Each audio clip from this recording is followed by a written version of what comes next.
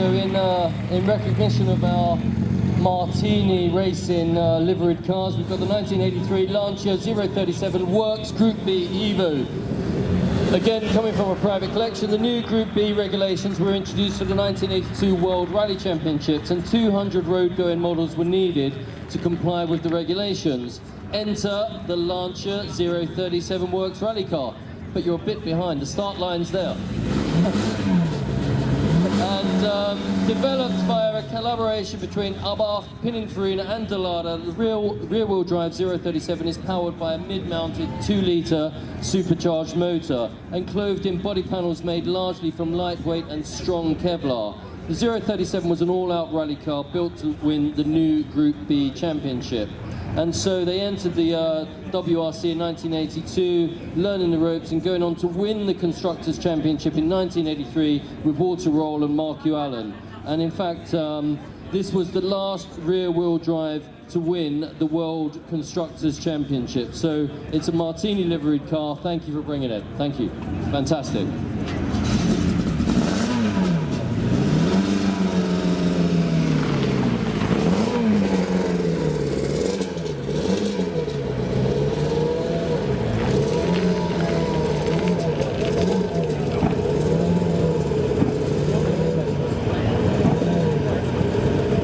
Ladies and gentlemen, this is the 1951 Alfa Romeo 6C 2500 SS Super Gioiello by Gear, brought to us by Jonathan and Wendy Siegel, who are wonderful people to have here, great supporters. Typical Alfa Romeos of this era, the 6C, with standing for 6 cylinders, had perfect stance and proportions, complemented by these tall disc wheels filling the arches. The SS is the model designation stands for Super Sport, meaning a 2.5-litre straight 6 fitted with triple replica Weber carburetors rather than just one. The 6C 2500 was available with open and closed coachwork, with many having been built at Carrozzeria Touring and Pininfarina. The 6C 2500 offered tremendous performance through the gears to well over 100 miles an hour, and as much as 120 in Super Sport trim, as with this example. 6C drivers, apart from Jonathan Siegel, included Tyrone Power, Rita Hayworth, Prince Rainier of Monaco, Prince Ali Khan, King Farouk of Egypt, and Jonathan Siegel. And this, as you say, Super Jewel is elegantly dressed, as is the owner, as he mentioned. But if you win the Best Dressed award, you can't win Best in Show. You can't have both. Make your choice now. Unmistakably a 6C, of course. It has very slick and delicate lines with these beautiful tapered oval vents in the side. But I particularly love these conical hubcaps. They're sort of a cross between aerodynamic styling of the 1930s and jet age styling of the 1950s. Fantastically chromed. You look good in that one, Richard. It actually makes you look better looking in that one, I have to say. The jet age design. So it's finished in this dashing two-tone colour scheme. I don't know what the colours are actually called. Sorry? Johnny Bronze. I like that, Johnny Bronze and chocolate. That sounds like a name for a drink, actually.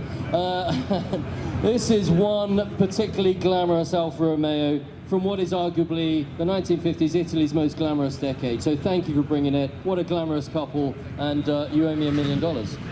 Thank you.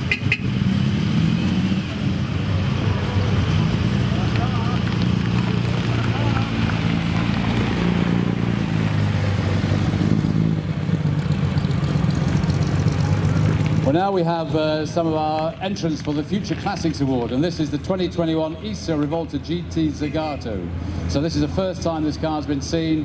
Originally, Peter, what do you want to talk about? Well, in fact, yeah, the ISO was originally a company producing fridges, and the brand was purchased by Renzo Rivolta, who began building scooters and motorcycles just after the war.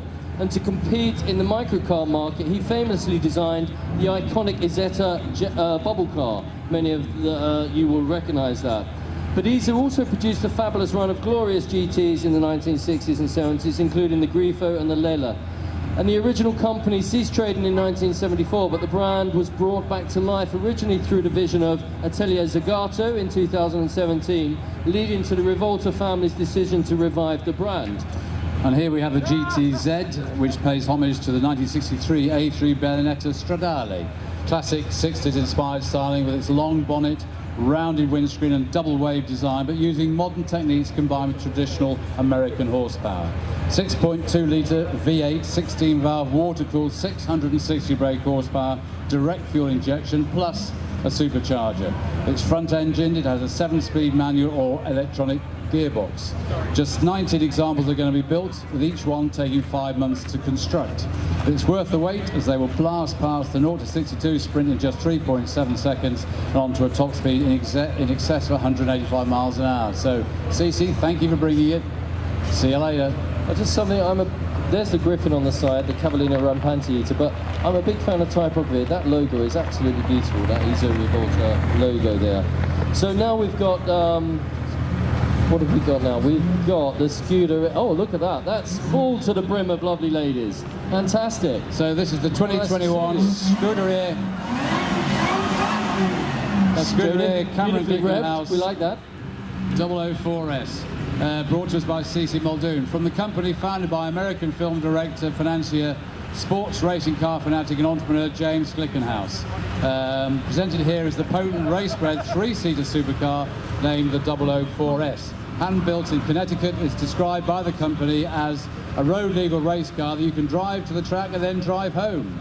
Like the Ferrari 365P Treposti and the McLaren F1, the driver's seat is positioned centrally with 2 passenger seats placed behind. It also helps the driver not to be too distracted. Not little chance of that. And this is the road-going version in there right based now, on the track-only SCG 004C. It has a full carbon fibre chassis and body, powered by a supercharged V8 engine with 650 horsepower, making it a 6-speed manual transmission. And it's been built as a true analog driver's car with a manual 6-speed Graziano transmission, and it has old-fashioned gadgets like a clutch pedal and a gated gear shift.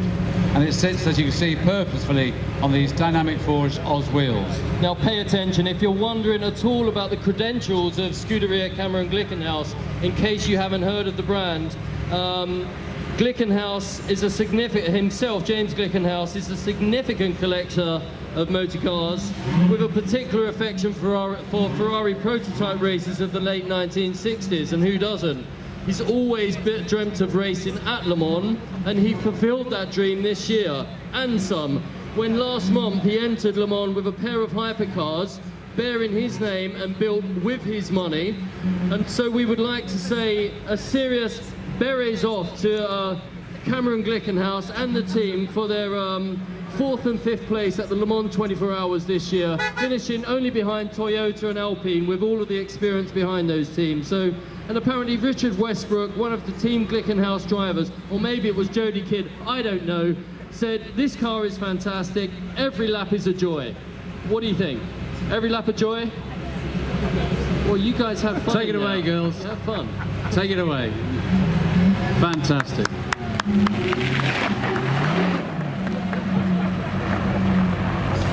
Well, that's lovely champagne.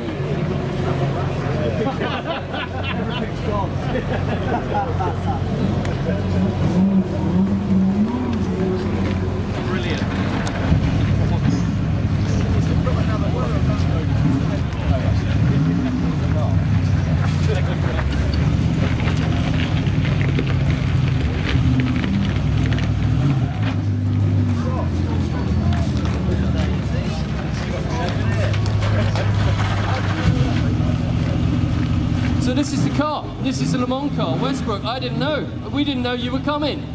Can you hear me? So nice to see. So this is one of the cars that actually raced at Le Mans. We didn't know it was coming, but it's a real pleasure to see it here. Richard Westbrook drove the car. Did this car finish 4th or 5th? I don't know. It doesn't matter. It's a wonderful finish. There you go, ladies and gentlemen. A real live, privateer, successful Le Mans car. What a great result. So now, Richard, we've got the 2020 Ferrari 488 Pista, driven by Amir Abramsheep. Well done, thank you. I'm glad you stepped in. So let's face it, it's difficult to think of any Ferrari not being a future classic. And the Ferrari 488 Pista is powered by the most powerful V8 engine in the Maranello Marque's history. It's the company's special series sports car with the highest level yet of technological transfer from racing. In fact, the name meaning track, Pista means track of course, in Italian, was chosen specifically to testify to Ferrari's unparalleled heritage in motorsports, a story we all know very well. Technically, the Ferrari 488 Pista encompasses all of the experience built up on the world circuits by the 488 Challenge and the 488 GTE. Its race-derived dry-sump twin-turbo V8 produces a thumping 710 horsepower. It'll rev to 8,000 on the way to a warp speed 0 to 60 of 2.85 seconds. Top speed is an astonishing 211 miles per hour, and this bespoke example of Ferrari's racecraft for the road is finished in muted Grigionado, but with these bold and dynamic blue and yellow racing stripes that you can see. The interior is a bit less muted, with this bespoke bright blue Alcantara racing bucket seats with the classic Scuderia Ferrari shields stitched into the windscreens. It's an astonishing car, and we're very grateful I'm here for you to bring you. Thank you.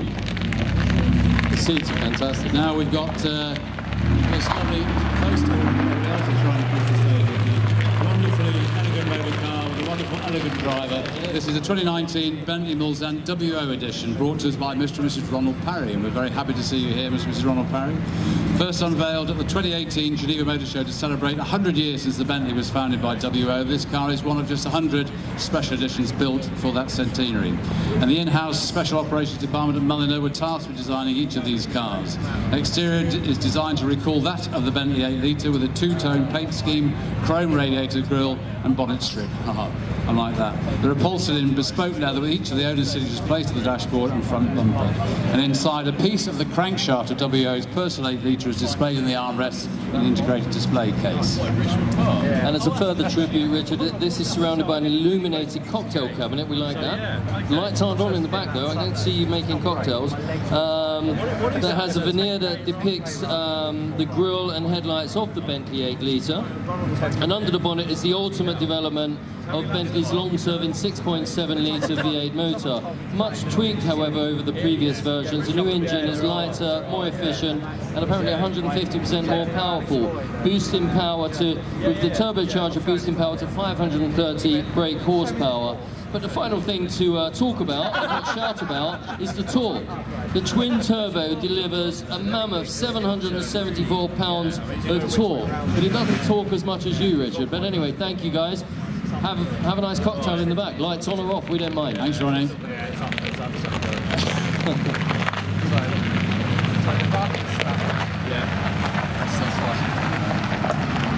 Ladies and gentlemen, a very important car to present to you right now. This is the 1907 Rolls-Royce Silver Ghost AX201. So this is not just any Rolls-Royce Silver Ghost, this is the Rolls-Royce Silver Ghost. Now, a bit of history. Rolls-Royce grew from the electrical and mechanical business established by Henry Royce in 1884, and Royce built his first motor car in 1904. In May of that year, met Charles Rolls, whose company sold quality cars in London. Now, widely considered to be one of the most significant motor cars ever built, this model was originally known simply as the 4050 horsepower, based on its horsepower output. So produced between 1907 and 1926, a staggering 6,173 of these were built and thousands are still driven today. But this motor car, arguably the most famous of all Silver Ghosts, is the Silver Ghost, the 12th example built, chassis number 60551, registration AX201. This very car was selected to become the company's demonstrator. As you can see, painted silver with silver-plated fittings, the car was entered in the Scottish Reliability Trials of 1907, in which it won the event outright. Directly after that, just to show off, it was driven non-stop for 14,371 miles without an involuntary stop under RAC supervision, backwards and forwards between Glasgow and London, then breaking the record by double. It only stopped because the RAC bloke got fed up and wanted to go home. And after this, because of its appearance and its uncanny refinement, the car was nicknamed the Silver Ghost. And then it was followed by the new Phantom, but this car remains the Silver Ghost. And as you say, Richard, it's not only the car that gave the name Silver Ghost, but it's also the motor car responsible for confirming the title as the best car in the world. My sources say coined by the Pall Mall Gazette. It's attributed to various journalists. Anyway, the best car in the world will do. In 1908, it was purchased by Daniel Hanbury, the second son of Sir Thomas Hanbury, and upon his death in 1945 was bequeathed to his son-in-law, Air Marshal Sir Alec Coyton, who part-exchanged her with Rolls-Royce for a 1939 Bentley Mark V H.J. Mulliner Saloon, a choice he probably regrets now. Anyway, between 1948 and 1951, AX201 underwent repairs and was used by Rolls-Royce for publicity appearances. In 1989, the time had come for proper restoration of AX201, so it was taken off the road and restored in time to perform in the 1990 Silver Ghost charity tour between John O'Groats and Land's End on the 18th of August, so it's still doing some long-distance runs. And in 1998, after the sale of Rolls-Royce Motors, AX201 came into the ownership of Bentley Motors as part of the purchase of the Crew Works by the Volkswagen Group. And in late December 2019, AX201 was spared confinement in a German trust and passed into private custodianship that would ensure, as we're all pleased to say, it remained in England. So we're delighted that she did, and it's a great, great honour to have her here today. It's one of the most important, historic and coveted motor cars in the world, or quite simply, the best motor car in the world. Thank you. And delighted to see Andrew Wood helming it. Andrew was responsible with P&A Wood for the restoration of the car back in the late 80s, and I can think of no more fitting person to drive it here today. So thank you very much for coming. That is a work of great beauty, and how silent is that car, Richard, as you say? We're going to look at the London to Brighton cars in a minute, but something that isn't silent is the 1934 Bugatti Type 59. Part of a private collection. It's the ultimate Bugatti Grand Prix car, and we often talk about the legendary 8C, an example of which we have, in fact, in the form of the P3. And here we have the incomparable Type 59. This is one of Ettore Bugatti's most beautiful Grand Prix designs, originally developed to compete with Alfa Romeo's new monoposto, the Tipo B, which is a car behind, or two cars behind. It has a supercharged straight 8 as the winning formula. This car is powered by a dry sump 3.2.5 cylinder CC double overhead cam inline 8-cylinder engine, force-fed via twin Zenith carburetors and a Roots type supercharger. It develops an impressive 250 brake horsepower at 5,000 RPM through a 4-speed dry sump manual gearbox. And the lightweight body is made from magnesium alloy. And the real stand-up feature, of course, please do pay attention to these, ladies and gentlemen, these wonderful piano wire wheels. I can't remember how many spokes are on them, but they were made to be lightweight yet strong and have become a massive feature of this particular model. They're 19 inches tall as well.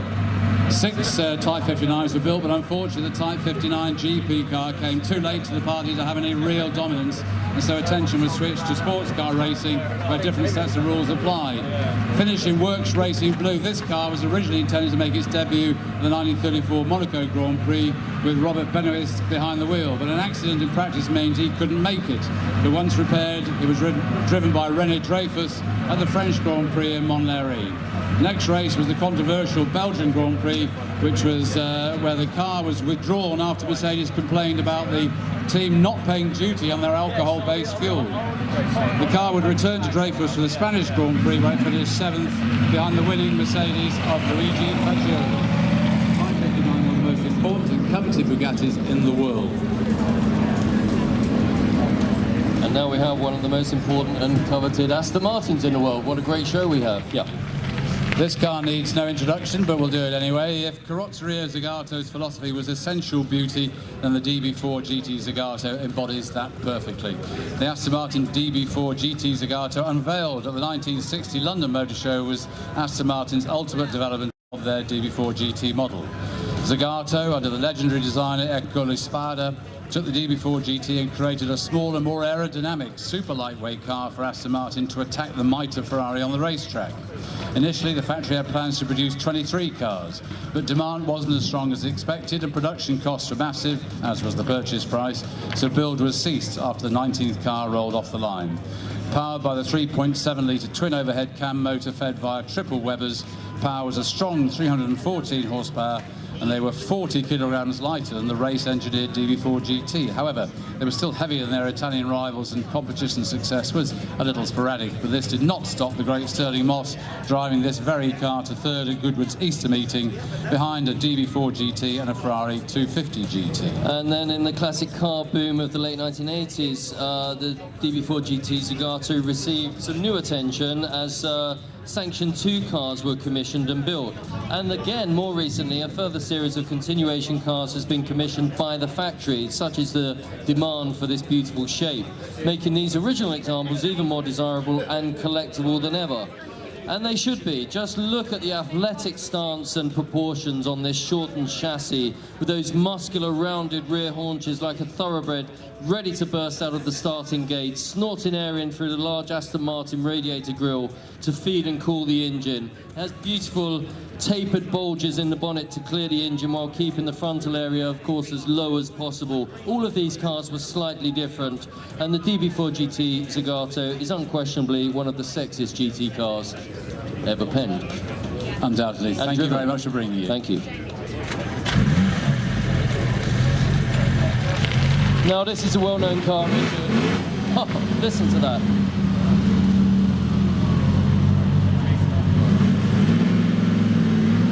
We are going to have to shout. This is a 1932 Alfa Romeo P3 Tipo B, driven by Jenny Taylor, an evolution of the innovative P2. Thank you. Well That done, was you were fantastic. As I said, an evolution of the innovative P2. Alfa's new P3 Tipo B single-seat race car was introduced in 1932. Like the P2 and the legendary 8C road race cars, the P3s were powered by a straight 8 engines with twin overhead camshafts, designed by the brilliant engineer Vittorio Giano, who had joined Alfa Romeo in 1923 from Fiat, poached over by Ferrari, I believe. The engine was basically two 4-cylinder blocks joined together. It's a wonderful work of art. In the middle of the two blocks is the timing gear, chain-driven, and power was boosted by a Roots supercharger. Engine capacities varied depending on what the racing rules of the season would permit, but this car was fitted with a race-tuned straight 8 of 2.7 litres, and it's one of the first proper single-seat race cars. P3s weighed a mere 680 kilograms, which is nothing, and we talked about the TZ earlier and how light that is. They were raced by the great names such as Tazio Nuvolari, La Flying Mantuan, Rudolf Carrocciola, Giuseppe Campari, Achille Varzi, Louis Chiron, Clement Biondetti, and many others. And this example was no exception. Ordered directly from Alfa by Scuderia Ferrari in 1932, although it no longer wears the Scuderia Ferrari shield with the prancing horse.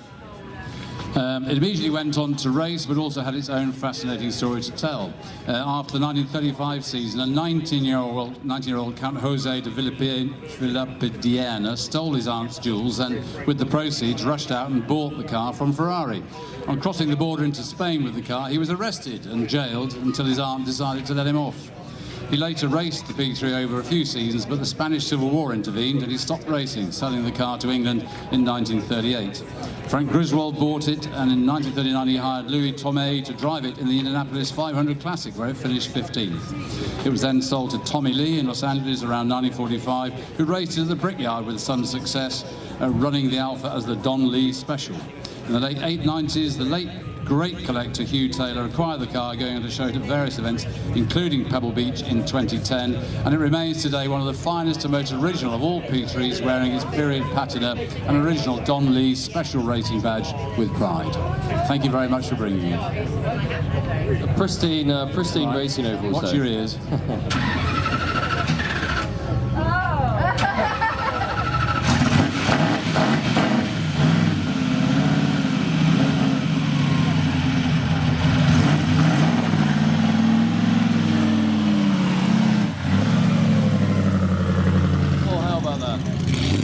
Now for something a little quieter. This is the 1934 Voisin C27 Aerosport fixed head coupe, brought to us from the Mutley collection. Merle, lovely to see you here. The Art Deco movement originated in the 1920s and developed into a major style in Western Europe and the United States during the 1930s. Its name was derived from the Exposition Internationale des Arts Décoratifs et Industriels Modernes, held in Paris in 1925, where the style was first exhibited.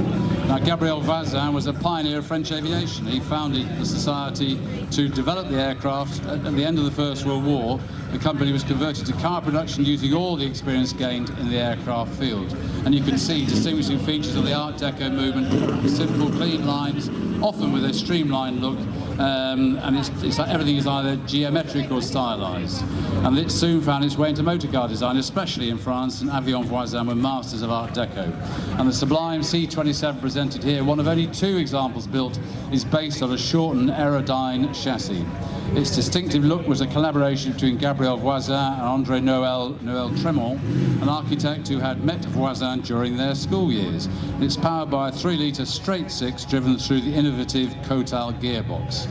I mean, other features, Richard, I mean, we could talk about this car all afternoon, but it features this wonderful sliding roof powered by its own motor that works off the main engine's vacuum, other styling features, these pentagonal side windows, piano hinge doors, aluminium accents all over. As you mentioned, I love the Gabriel Voisin mascot, which was in fact designed by Voisin himself, but the streamlined look in this car, and this particular, something that I rather like, I don't know if you spotted this skirt here, this sort of waved fringe all the way around the car. It looks like it belongs more in the Chrysler building in New York than on the bottom of a motor car, but there are just so many details to speak about on this car. But it's got a wonderful history. The shape of the mascot recalls the Egyptian goddess Isis, and there's just, I could talk about this car all afternoon, but what I would say, it's absolutely wonderful. Thank you for bringing it. Well driven, Peter, and lovely to see you. Thank you. Thank you, Merle. If we talk about the motor car as a rolling sculpture, then this is it, surely. That's spare as well, the way that's tapered into the trunk. Next is the 1928 Bentley 4.5-litre Le Mans team car that Dr. Ian Andrews is bringing up. And W.O. Bentley, in his own words, set out to create a fast car, a good car, the best in its class, and he did. He introduced his first car in 1920, a rugged but nimble 4-cylinder 3-litre model, which remained in production for 7 of the 11 years the company was under his leadership. He expected customers to commission lightweight, open touring bodies, which many did, but an increasing number were asking coach builders for heavy closed saloons or limousines, which hampered the car's ability to perform. So we don't like a heavy body, do we, Richard? No. It hampers our performance for sure. So in 1926, he introduced a 6-cylinder, 6.5-litre, which would carry heavy coach work, but it was still a fast car. Many missed what one loyal customer called the bloody thump of the 4-cylinder engine. So in 1928, he followed up with another 4-cylinder model with the capacity increased to 4.5 litres. The 4.5 litre proved not only to be popular as a road car, but a fast and reliable race car. And the prototype 4.5 litre was entered in the 1928 Le Mans 24 Hours, along with 2 3-litre cars, and in the hands of Bentley chairman Wolf Bernardo, it won.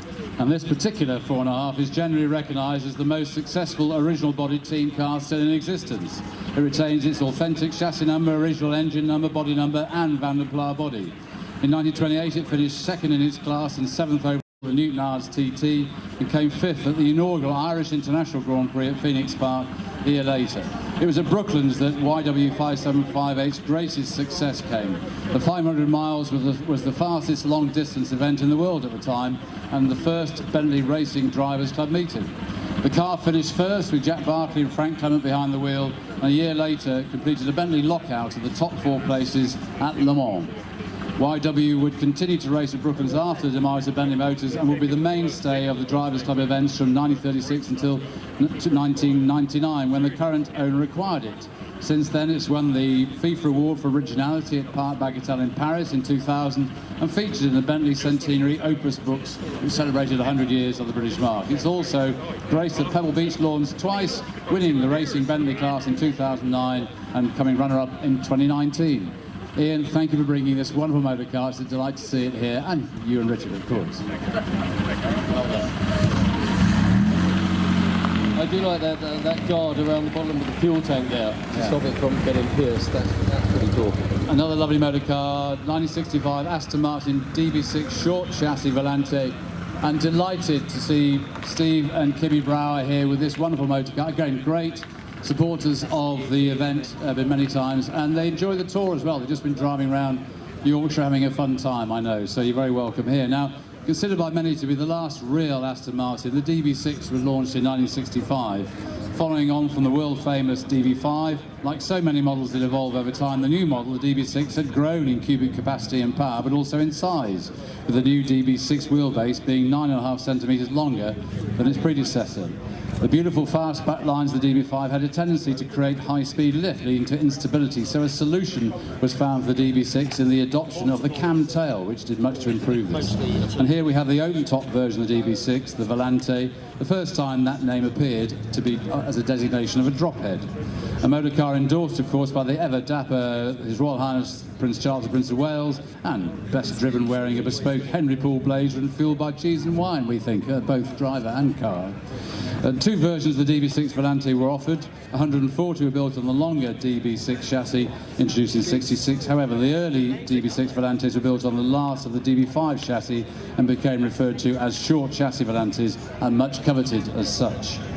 And it's a rare car. It's one of only 37 DB6 short chassis Volantes built, and they were the last Superleggera bodies built by Aston Martin under license by Touring of Milan. And this car is even rarer, being just one of the 12 left-hand drive examples built.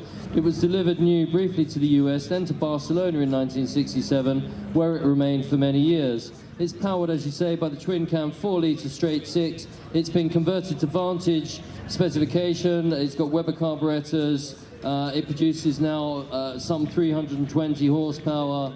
It's only had 4 owners from new, the most recent, of course, being the best. And one of the owners, though, was Walter Becker, founder of Steely Dan. He was, in fact, the longest-term owner. And it's competed in various concours and tours, but most importantly, this event, and also it ran in the It's All About the Girls tour in Provence, driven by Kimi Brau herself. So, by the current co-pilot. But Brau, it's lovely to have you with us. Delightful motor car. Thank you for bringing you. So I think the final car of the concours cars that we're presenting today, we can pause for thought, perhaps a little bit, is the 1957 Ferrari 250 GT Tour de France from a private collection. I can't see who's driving it, but anyway, well driven. Oh, you're not driving, I thought you were driving. Sorry, it's a left-hand drive car. So a true racing Ferrari GT for the road. This preceded the short wheelbase that we saw earlier. Ferrari only built road cars essentially to fund his racing, and no compromises were made. It was originally named the Ferrari 250 GT Competizione, but it was given the Tour de France name following victory at that grueling 500-kilometre event in 1956 with Deportago at the wheel. An achievement which was followed by Oliver Jondabian for the next 3 years. A rare and beautiful Ferrari with sexy lightweight alloy coachwork from Pininfarina and Scaglietti, making the most of the tried and tested Colombo 3-litre V12 motor with triple Webers, and of course the reliable drum brakes, soon to be swapped for discs on the short wheelbase.